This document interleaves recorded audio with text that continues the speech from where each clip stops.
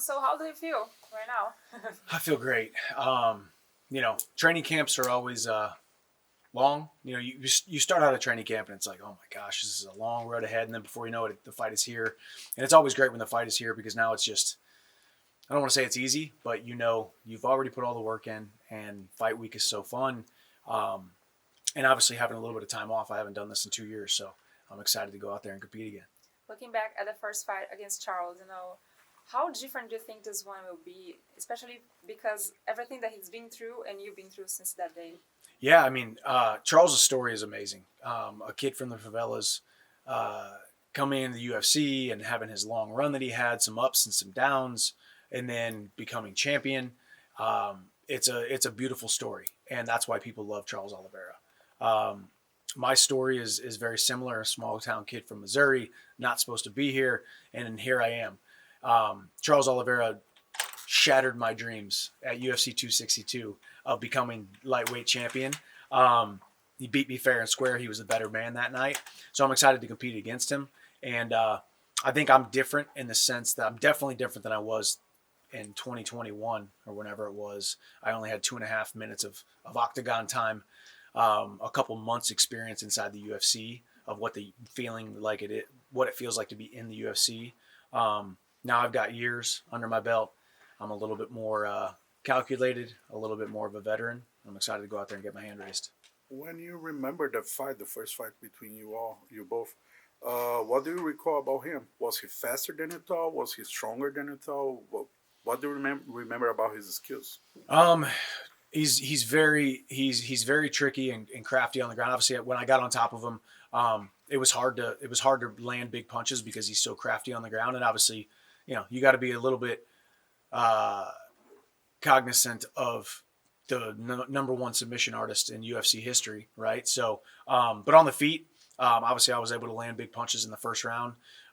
Started off pretty hot, as I always do. Started off very fast. So I believe not a lot surprised me in there, except for just being in there with Charles Oliveira. You step into the octagon, and you're like, okay, there's Charles Oliveira. It's time to win. He said that if he wins this Saturday, if he had the chance to choose, he would choose fighting for the title other than try a super fight, let's say with Conor. If you win, do you think the same? Do you think beating Charles would give you the title shot? Are you planning to still chase the fight with Conor? What do you have in mind? It's a good question, obviously. My sights are firmly set on the title. I beat Charles Oliveira on Saturday night. I become the highest ranked guy not currently fighting for the title. The highest ranked guy not named Islam or Arman. And with that comes the title shot next. I will be the number one contender. So we'll just see how the timeline plays out. Obviously, I've got some history with Conor, but I want to fight for the title and win the title. That's my number one goal. That's my number one vision. Pessoal, seguinte, a Stake preparou uma promoção imperdível para você na semana do UFC 309. Se você apostar no Main Event ou no Co-Main Event, você pode até dobrar o valor da sua aposta. Exatamente isso. E funciona assim: se o atleta que você escolheu no modo vencedor ganhar a luta por nocaute ou nocaute técnico no primeiro assalto, você dobra o valor da sua aposta em até $100. A promoção só é válida para as lutas entre John Jones e o Stipe Miocic, o Charles Oliveira e o Michael Chandler. Não se esqueça que para isso a aposta mínima é de $5, esse tem que ser o seu primeiro registro no site da Stake e você tem que usar o link da parceria da Stake com a G-Fight, que está aqui no link da descrição desse vídeo. Aposte com responsabilidade e seja maior de 18 anos. To that fight against Charles, the first one, you started off really well in that fight. You almost had him in the first round.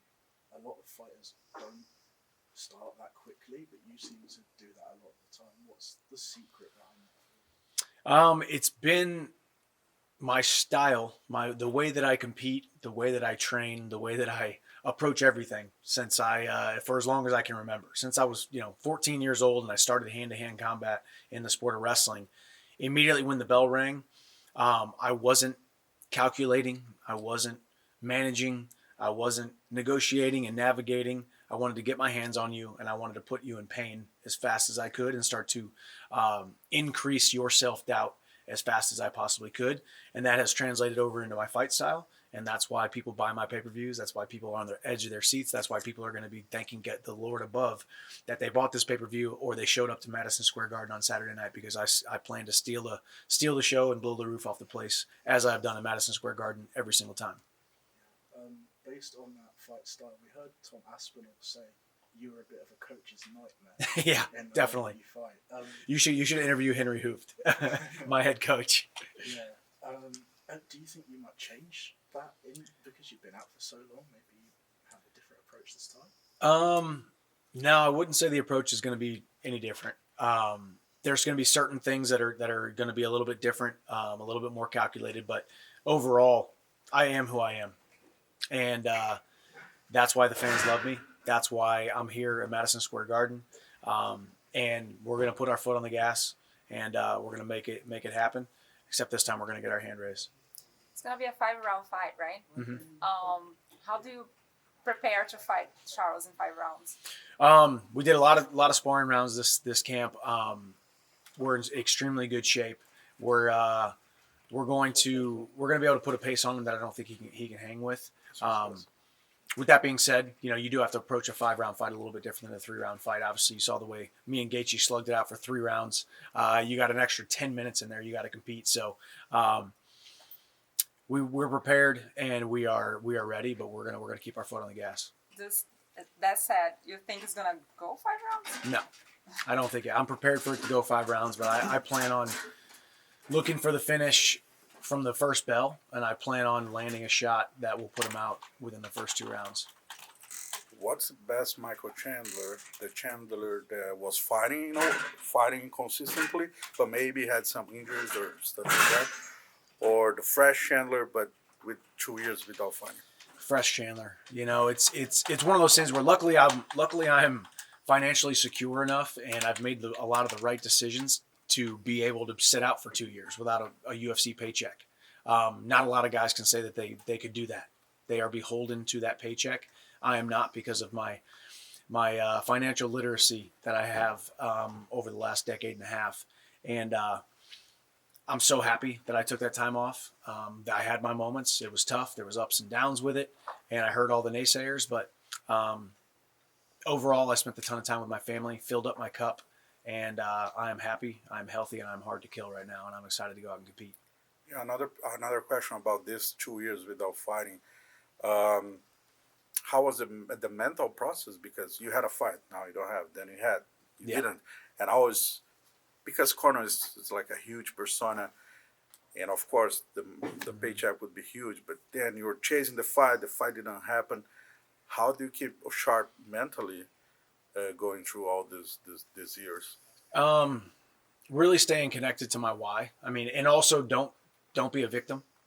I'm not a victim. I do not have a victim mentality.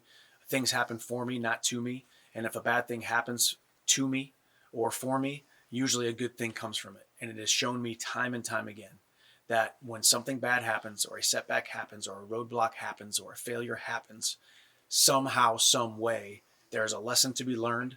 There's a new layer to be added to me as a human being, and this was part of the process.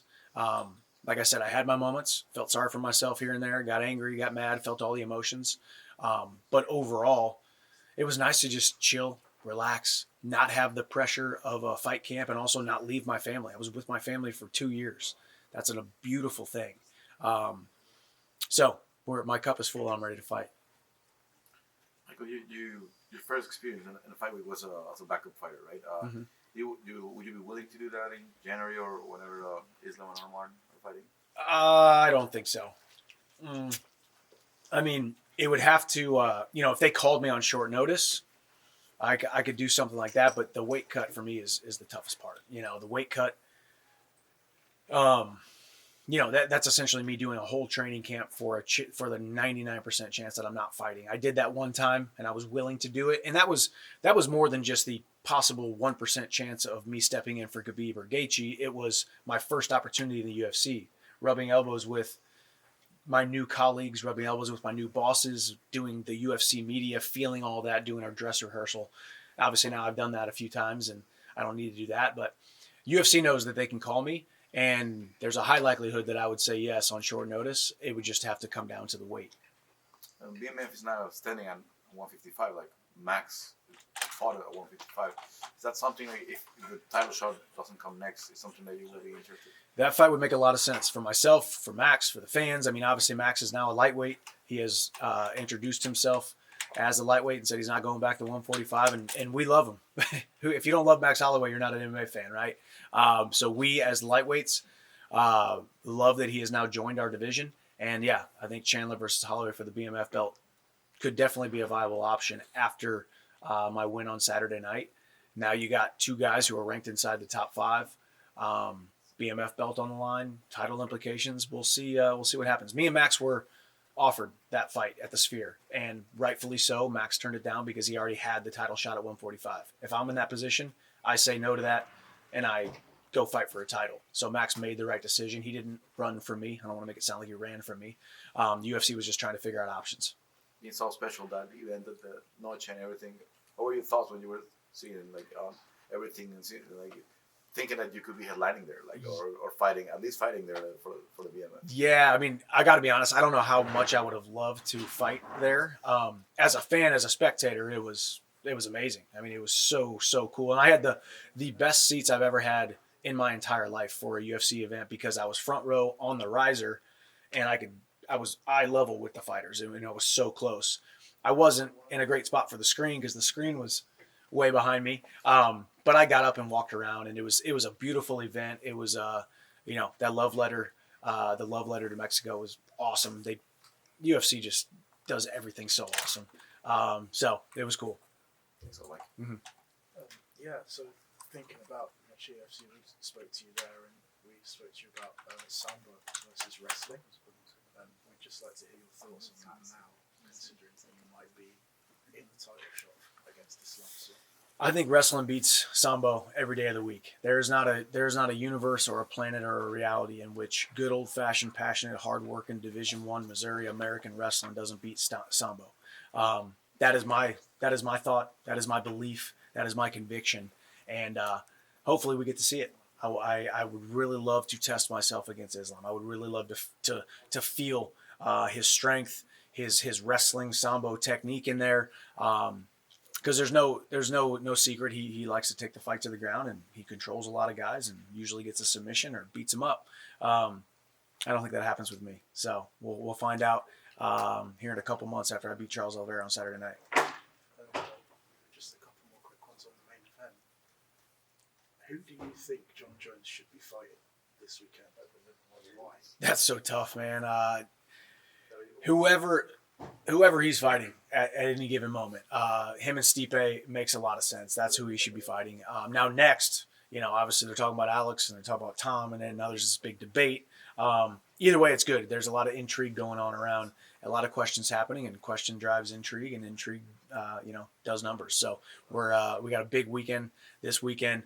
2 stud GOAT candidates in the heavyweight division, Stipe and John Jones, and I'm going to steal the show in the co-main event. So unfortunately for them, the best fight of the night has already happened by the time they step inside the octagon.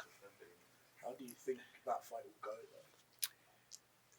though? You can't bet against either of them. I mean, obviously, if you're a betting man, you say John Jones has the greater track record or the greater winning percentage, and maybe even some more gifts with how tall he is and the length and his versatility of strikes. But if you count Stipe out, you're not a smart man. So Stipe has the tools and the gifts to be able to beat John Jones, and not just beat him, but knock him out. So we'll see what happens. I don't have a prediction. Last one for me. How would you rank Charles Oliveira in the list of the best, the greatest lightweight ever? Man, he's up there. I think he's definitely on the Mount Rushmore. Definitely top 5 greatest of all time. He will be a first ballot Hall of Famer. And not even just because of what he's done inside of the octagon, but as I alluded to earlier, the story of who Charles Oliveira is. He's not supposed to be here, right? He continued to work. He continued to battle demons and work on different things and continue to build. It's really an inspirational story for all the children of Brazil to look up to. And that's why, even though I want to beat him, even though I want to separate him from consciousness, hurt him, and all these other adjectives, I've got a ton of respect for him. You know, this is the job that we do. This is the life that we chose. Ton of respect for him as a man, as a father, as a husband, as a consummate professional. I'm excited to compete against him. If I ask you your what's the name? The Mount Rushmore? Oh, Mount Rushmore. Yeah. If I ask you the lightweight, do you have the names?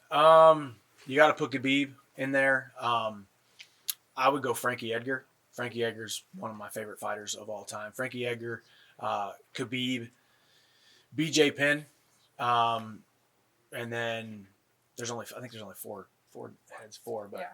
I was gonna go 5. I was gonna add one. I'm not putting myself on there yet. I still got a lot to do. When I retire, I'll be on there. Khabib, Frankie, BJ, And then Charles. not Charles. I can't put him on there yet. So maybe I shouldn't have said he's on the Mount Rushmore. But either way, he's a stud. He's a Hall of Famer. And do you think like your fight with Conor will ever happen? If it doesn't, I'm completely fine. Do I think I'd give it a 50-50 shot? I think Conor wants to come back. I think when Conor comes back, he wants to fight me. He's been vocal about that, and he's talked a lot about it. Conor's more romantic and more respectful of the sport than a lot of people give him credit for.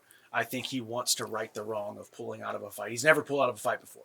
And if you pull out of a fight and you don't actually have that fight to come to fruition, I think that's a stain on his legacy. But I'm not here to tell him what to do. I'm just here to continue to fight Charles Oliveira Saturday night.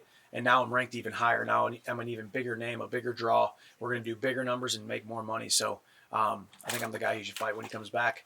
His road back to the UFC goes through Nashville, Tennessee, and Michael Chandler. Tá gostando desse vídeo? Seguinte, antes de você assistir ele até o final, por favor, deixa o seu like e confere se você está inscrito aqui no nosso canal. Além disso, também confira e clique no link que eu deixei fixado aqui nos comentários. Através dele, você consegue assinar o UFC Fight Pass Brasil pelo UOL Play e com 20% de desconto. Se você assinar o pacote anual, sai pelo valor de R$ 24,90 por mês.